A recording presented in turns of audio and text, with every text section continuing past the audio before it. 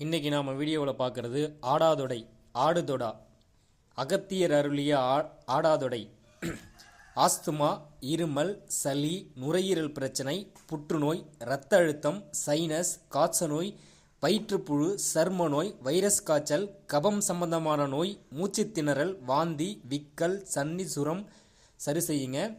இது அகத்தியர் அருளிய குணவாகனம் நூலில் சொல்கிறாங்க.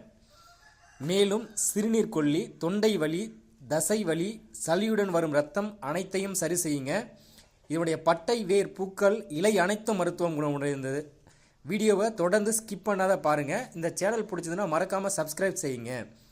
சுவாச பிரச்சனை, நுரையீரல் பிரச்சனைக்கு ஆடாதொடை குறிப்பாக இரத்த சுத்தப்படுத்துங்க. ஆஸ்துமா, இருமல் பிரச்சனையை சரி செய்யுங்க. நுரையீரலில் தேங்கி இருக்கும் சளியை வெளியேற்றுங்க. இது கொஞ்சம் கசப்புத்தன்மை உடையதுங்க. கார்பன்